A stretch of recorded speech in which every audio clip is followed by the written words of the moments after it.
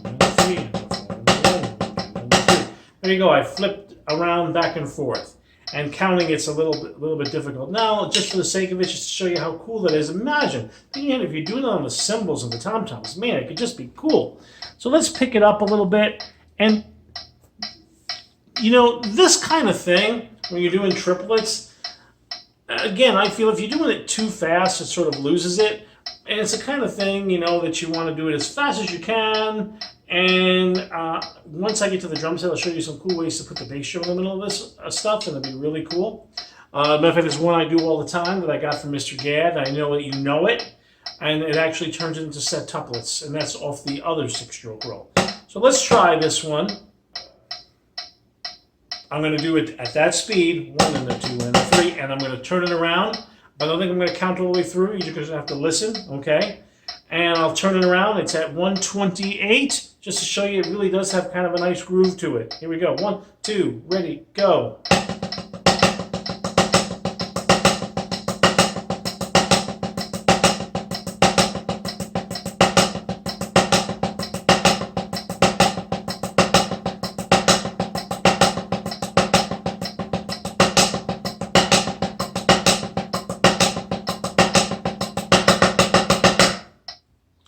And there you go.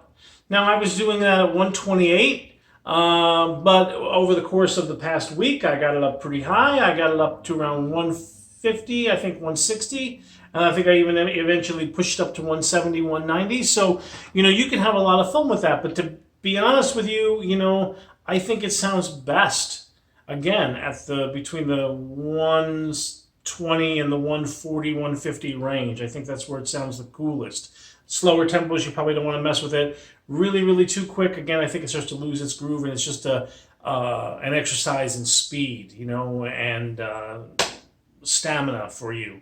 Anyway, that's the inverted 6-stroke roll with the singles in the middle. I hope you enjoyed this. Again, go back and see my other videos. Stay tuned for the next one. The next one, I believe, is going to be on the drum set. I'm going to show you some cool things that you can do with these paradiddles right on the drum set. All right, I will see you soon.